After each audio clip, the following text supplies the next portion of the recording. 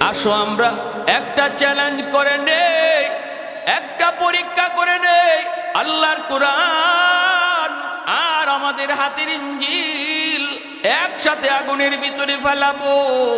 যেই কিতাবটারে আগুন জ্বালাবে, যেই কিতাবকে আগুন জ্বালাবে না, পরীক্ষা হয়ে যাবে কোন কিতাব সত্য, কোন ধর্ম সত্য।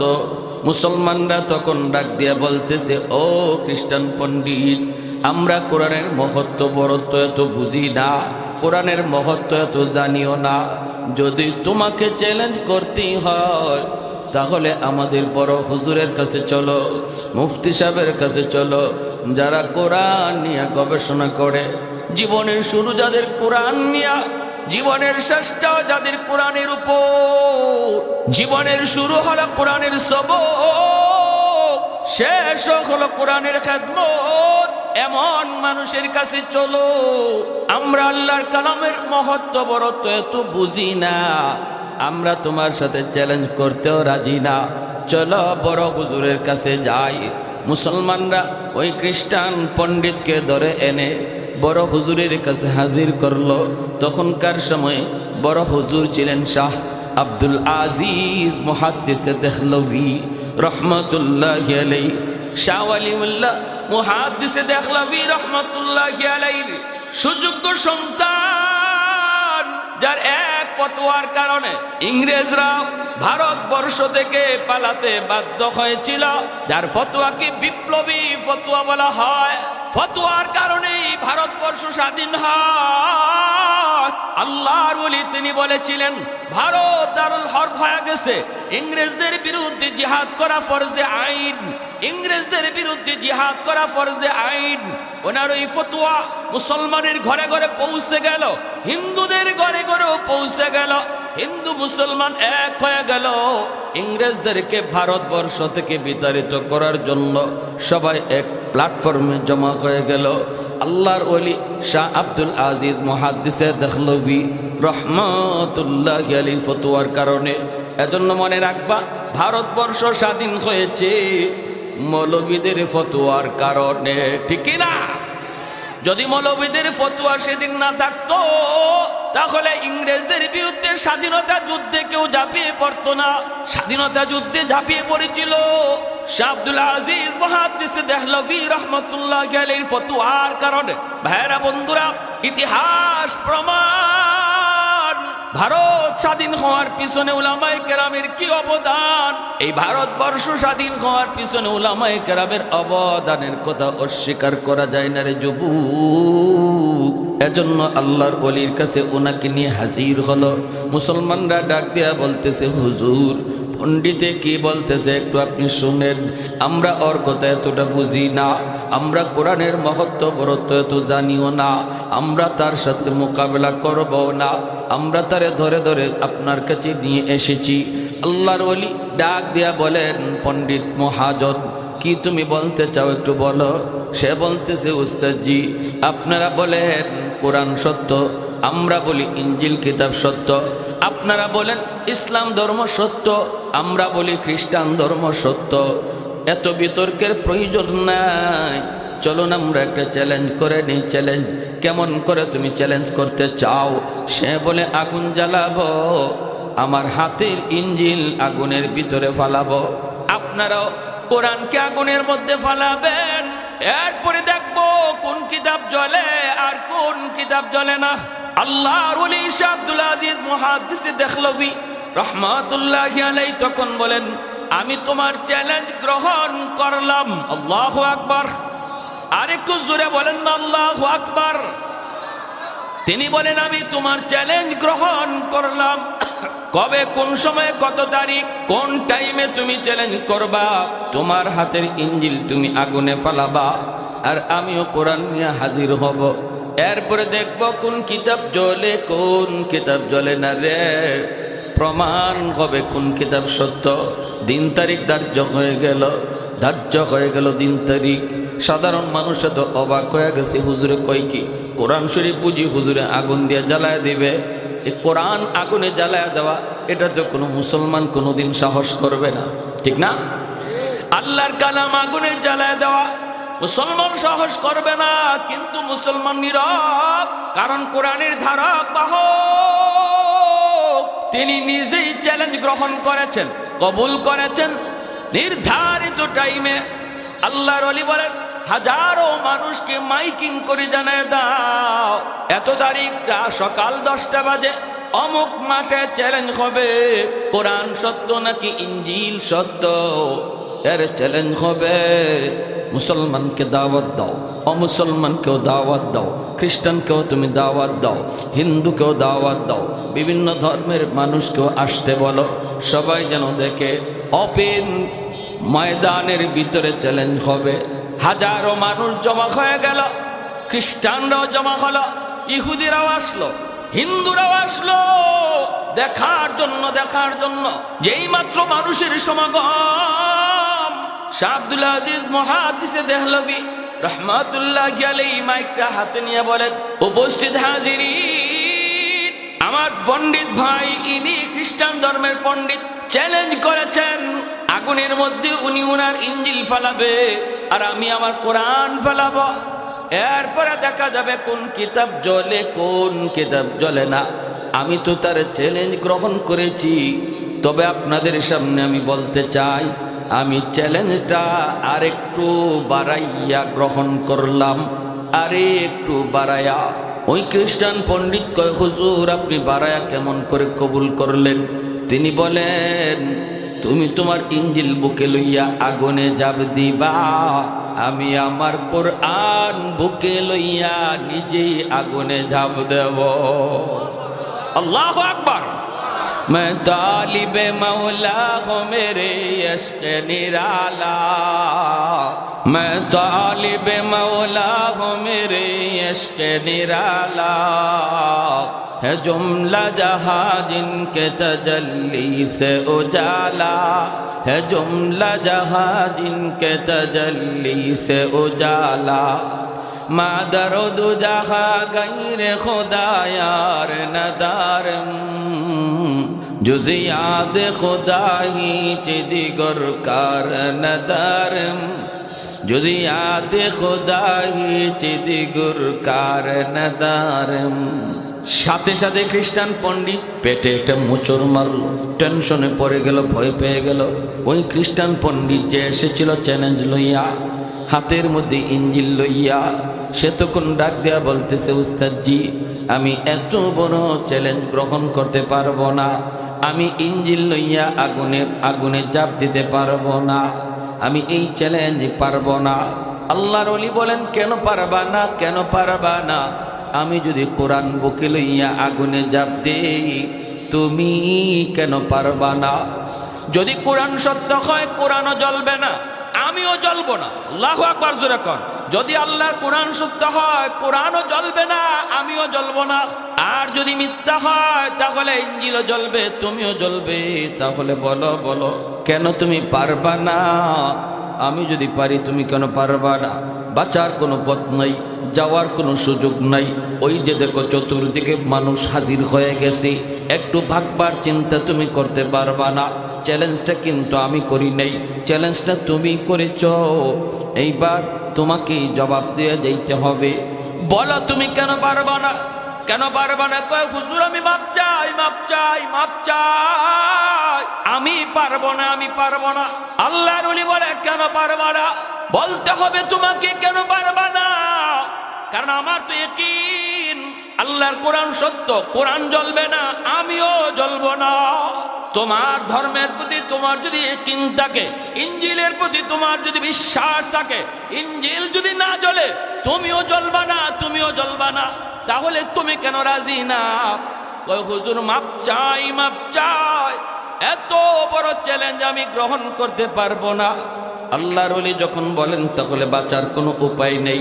একজন মানুষও তোমাকে ফেরত যাইতে দেবে না, সুস্থ দেখে তোমাকে যাইতে দেবে না, জান নিয়ে তুমি বের হতে পারবা না। তাড়াতাড়ি বলো কি বাটপারি লইয়া আইসো, কি ষড়যন্ত্র লইয়া আইসো? তখন কয় হুজুর আমি সব খুলে বলবো, সব বাটপারি আমি খুলে বলবো, বিনিময়ে আপনি আমাকে একটু বাঁচাবেন, মানুষের মায়ের থেকে আঘাত থেকে বাঁচাবেন। আল্লাহর ওলি কয় আমি চেষ্টা করব, আগে সত্য কথা বলো, ষড়যন্ত্রের কথা বলো। তখন সে মাইক হাতে নিয়ে বলতেছে, হাজিরিন,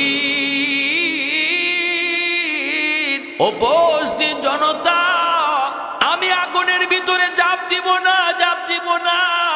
কারণ হলো আমার হাতের মধ্যে যে ইঞ্জিল দেখতেছেন, এই ইঞ্জিল কিতাব আমি কেমিক্যাল মাখায় আনছি, মেডিসিন মাখায় আনছি। এই ইঞ্জিল কিতাব যদি আমি আগুনে ফালাই, মেডিসিনের কারণে, কেমিক্যালের কারণে ইঞ্জিল কিতাবটা জ্বলবে না। এটা কিতাবের কোনো কেরামতি না, এটা কেমিক্যালের কেরামতি। বুঝেছেন? এটা কিতাবের কোনো গুণ নয়, কেমিক্যালের কেরামতি। এজন্য ইঞ্জিল কিতাব লইয়া যদি আমি আগুনে ঝাঁপ দেই, আমার ইঞ্জিল ঠিকই জ্বলবে না, কিন্তু আমার বডিতে কেমিক্যাল মাখাই নাই। আমি যদি আগুনে ঝাঁপ দিই, আগুন আমাকে ছাড়বে না, আমাকে সাই সাই করে ফেলবে। অতএব আমি মেনে নিলাম আল্লাহর কোরআন সত্য, ইসলাম ধর্ম সত্য। আজ আমি প্রকাশ্যে এটা মেনে নিলাম। আর আমি এসেছিলাম একটা ষড়যন্ত্র লইয়া, আমি পরাজিত হলাম, আমাকে আপনারা ক্ষমা করবেন। এই অবস্থায় সাথে সাথে 20,000 খ্রিস্টান যুবক সাথে সাথে কালেমা পড়ে মুসলমান হয়ে যায়। আর একটু জোরে বলি সুবহানাল্লাহ। এবার মুসলমানেরা কয়, হুজুর আপনি এটা কি কইলেন? হুজুর বিজয় তো আমাদের হয়েছে আলহামদুলিল্লাহ, কিন্তু যখনই আপনি কইছেন আপনি কোরআন বুকে লই আগুনে ঝাঁপ দিবেন আর ইঞ্জিল লই আগুনে ঝাঁপ দিবে, তখনই আমাদের কলিজায় কামড় দিছে।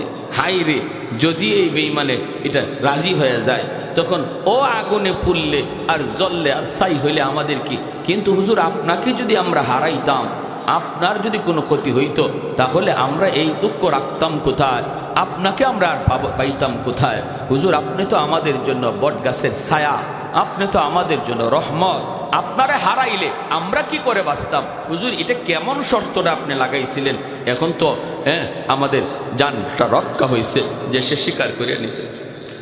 আল্লাহর ওলি ডাক দেয়া বলেন, ও মুসলমানেরা, তোমরা কি মনে করেছ আমি যদি আগুনের ভিতরে কোরআন লইয়া ঝাঁপ দিতাম রে, তোমরা কি মনে করেছো আগুন আমাকে জ্বালায় ফেলতো? ভালো করে শুনো, আমার পবিত্র নবীর জবানে হাদিস, যেই সিনার মধ্যে কোরআন থাকে ওই সিনাকে জাহান্নামের আগুন পর্যন্ত জ্বালায় না। অতএব আমার 100 ইয়াকিন ছিল, আমি যদি কোরআন বুকে লইয়া আগুনে ঝাঁপ দিতাম, আগুন কোরআনকেও জ্বালাইতো না, আমাকেও জ্বালাইতো না, বিন্দু পরিমাণ আমার কোনো ক্ষতি হইতো না। তোমরা মনে করতেছো আগুন আমাকে জ্বালায় ফেলতো। আগুনের কোনো নিজস্ব ক্ষমতা নাই জ্বালানোর। আগুনের মালিকের ইশারায় আগুন চলে। মালিক যখন ইশারা দেয় তখন আগুন জ্বালায়, মালিক যখন ইশারা দেয় না আগুন জ্বালাইতে পারে না।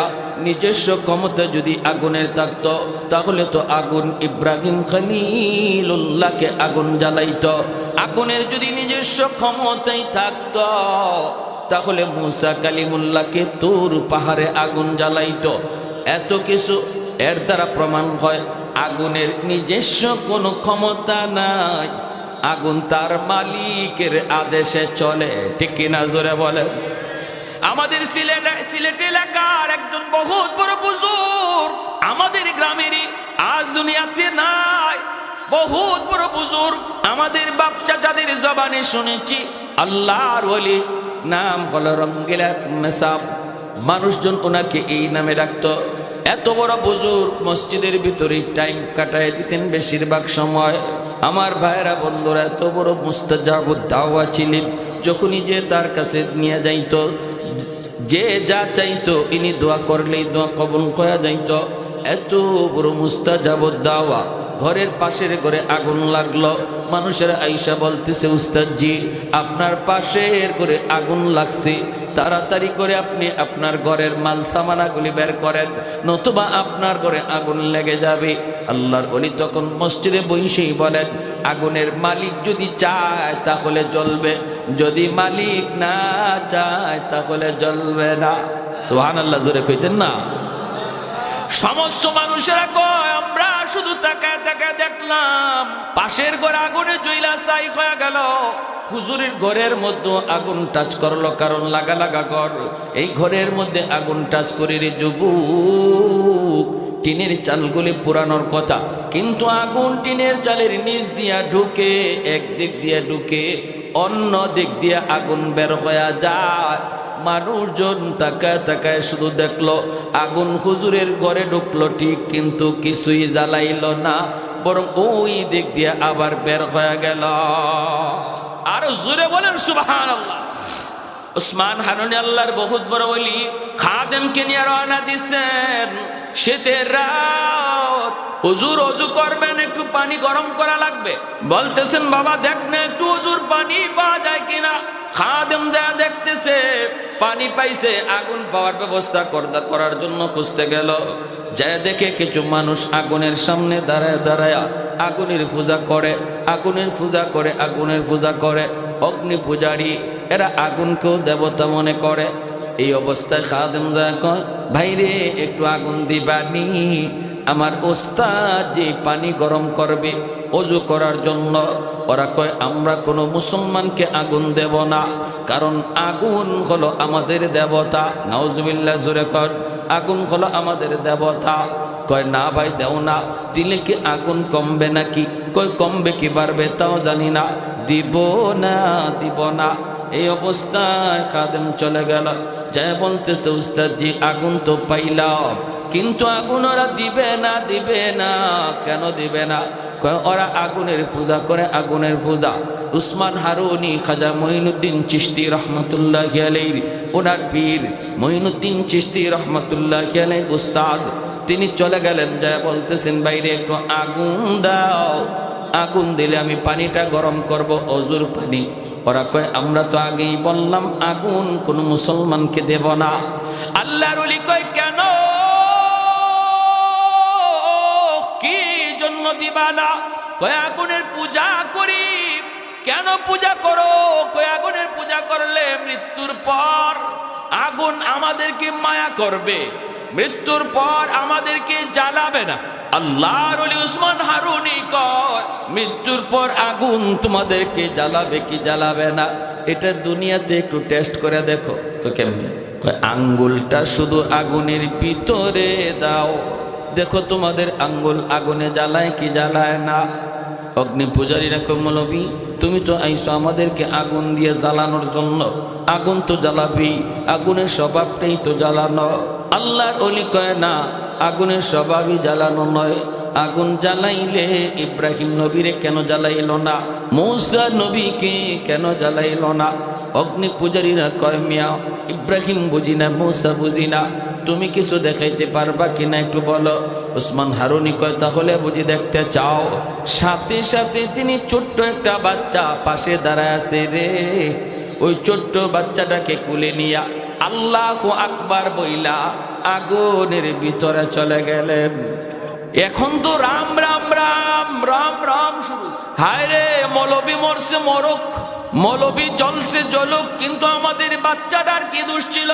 হঠাৎ করে অগ্নি পূজারীরা তাকায় দেখে না না, যেই মানুষটা আগুনের ভিতরে আল্লাহু আকবার বইলা ঢুকলো, আগুন তার পাশ দিয়ে উঠতেছে, বাচ্চাটার গায়ে লাগে না, তার গায়ে আগুন টাচ করে না, অথচ তারা আগুনের মাঝখানে। একজন এই বাচ্চাটারে তিনি কোলে নিয়ে আদর করেন, চুমু খান, আগুনের ভিতরে তিনি হাসতেছেন, বাচ্চাটা হাসাহাসি করতেছে, আগুন তাদের মধ্যেই উড়াউড়ি করতেছে, গায়ে লাগে না। এক পর্যায়ে তিনি আগুনের ভিতরে অনেকক্ষণ তাইকা আবারও আল্লাহু আকবার বইলা বের হয়ে আসলেন। এখন তো অগ্নি পূজারীরা কয় হাই হাই, এতদিন যাবত আমরা কার পূজা করি, কাকে আমরা ভগবান বলি? আগুন তো বড় ভগবান নয়, বরং যাকে আগুন জ্বালাইল না সে হলো বড় ভগবান। এখন উসমান হারুনিরে ভগবান শুরু করছে। আর কই ওনার পায়ে যখন সেজদা দিতে যায় উনি লাঠি হাতে নিয়ে হারামির দল। তোমরা তো যেটা অসম্ভব দেখো, আশ্চর্য কিছু দেখো, এটারই খুদার ভগবান কইতে দেরি হয় না। নবী বাইতুল্লাহ 360টা মূর্তি পাইলেন, এই মূর্তি, এই ভগবান, এই দেবতা বাড়তে বাড়তে 33 কোটি। কত কোটি? 33 কোটি। তুলসী গাছ এটাও ভগবান। এজন্য বলি আগুনের স্বভাবে জ্বালানো নয়। ওই অবস্থায় শাহ আব্দুল আজিজ মুহাদ্দিস দেহলভী রহমতুল্লাহ আলাইহি বলেন, আমার নবীর পবিত্র জবানের হাদিস, যেই সিনায় কোরআন থাকে এই সিনাকে জাহান্নামের আগুন জ্বালায় না, আমারে দুনিয়ার আগুন কেমন করে জ্বালাবে? এজন্যই আমি রাজি হয়েছিলাম। আমার পুরাপুরি ইয়াকিন ছিল, ও যদি রাজি হইতো আমি আল্লাহর কালাম বুকে লইয়া আগুনে ঝাঁপ দিতাম। আর আমার 100 ইয়াকিন ছিল, আগুন কোরআনও জ্বালাইতো না, আমাকেও জ্বালাইতো না। সুবহানাল্লাহ, জোরে কোন। ওই কোরআন আজকে আপনাদের সন্তানরা নিতেছে, ওই কালাম আজকে তারা সবক নিছে, ঠিক কিনা ভাই? জোরে কোন। হ্যাঁ, আল্লাহ। আমার ভাইরা, মুসলমানের সন্তান, মনে রাখবেন আমার সন্তান ডাক্তার হবে, ইঞ্জিনিয়ার হবে, সেটা তার বড় পরিচয় নয়। আমার সন্তানের সবচেয়ে বড় পরিচয় সে মুসলমানের সন্তান। এজন্য তাকে সর্বপ্রথম মুসলমানই শিখাইতে হবে। সন্তানকে আগে মুসলমানই শিখাইতে হবে, তারপরে ডাক্তার বানাও, তারপরে ইঞ্জিনিয়ার বানাও, তারপরে প্রফেসর বানাও, উকিল বানাও, ব্যারিস্টার বানাও, সব বানাও। আমরা নিষেধ করি না। মুফতি মুহাদ্দিস যদি সব হয়ে যায় দেশ চলবে কেমন করে? ডাক্তার হতেই হবে, ইঞ্জিনিয়ার হওয়াই লাগবে। বানান ছেলেকে ডাক্তার। হ্যাঁ, আপনার ছেলেরে মুসলমান বানাইয়া, মুসলমানই শিখাইয়া যদি তারা ডাক্তার বানান, যদি তার ইঞ্জিনিয়ার বানান, তাহলে ডাক্তারি শিক্ষাটাও ইবাদতে গণ্য হয়ে যাবে। ইঞ্জিনিয়ার শিক্ষাটাও ইবাদতে গণ্য হয়ে যাবে। বাপ মার জিম্মাদারি আদায় হবে। কিয়ামতের ময়দানে বহু বাপ মাকে সন্তান আল্লাহর কাঠগড়ায় দাঁড় করায় দিবে। আল্লাহ, আমি শিশু ছিলাম, আমি বুঝতাম না আমার জীবনের লেখাপড়া কোন শিক্ষার দ্বারা হবে।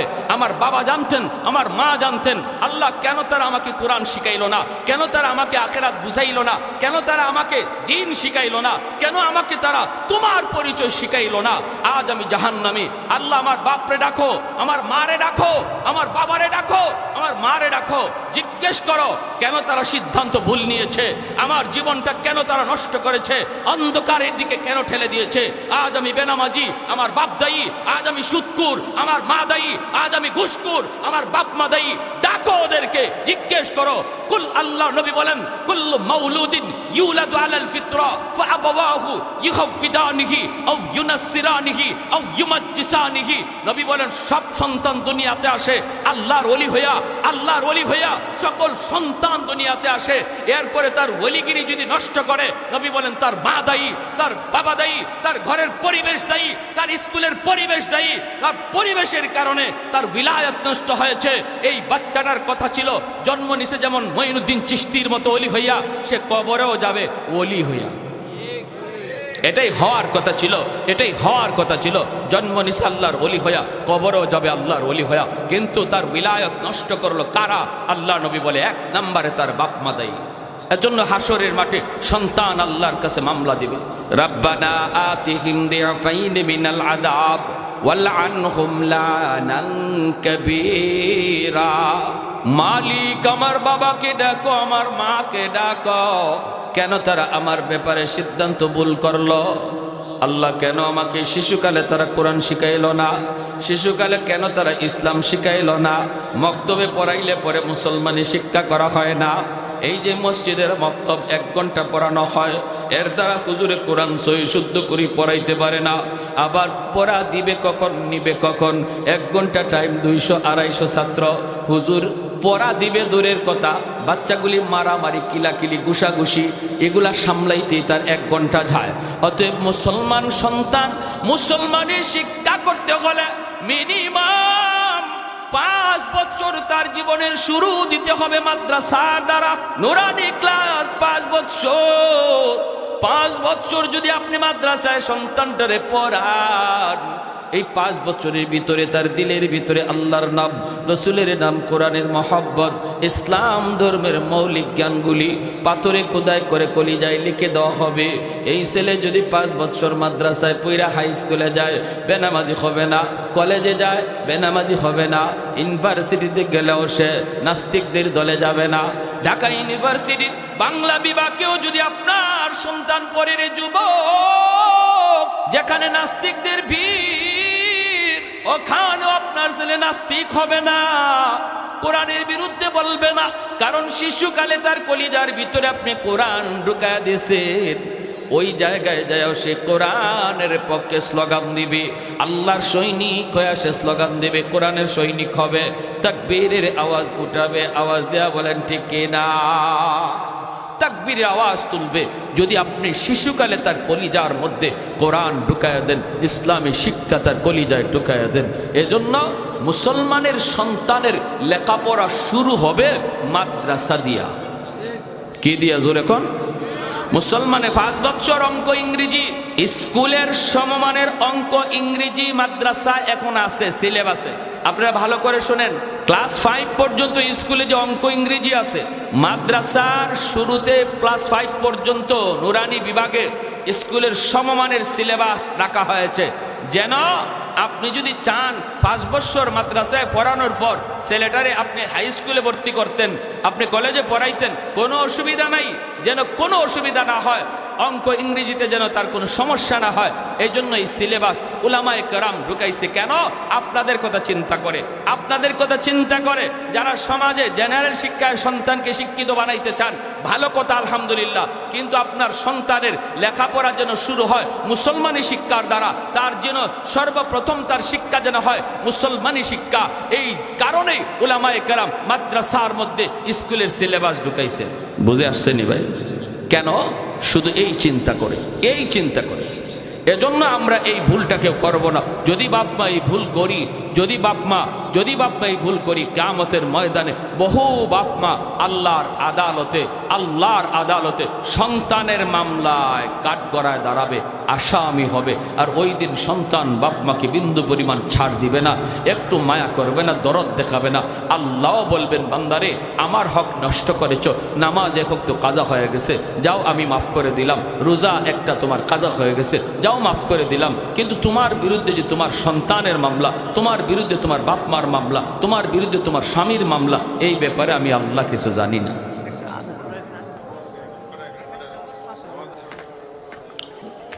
ঠিক আছে, আল্লাহ পাক আমাদের সবাইকে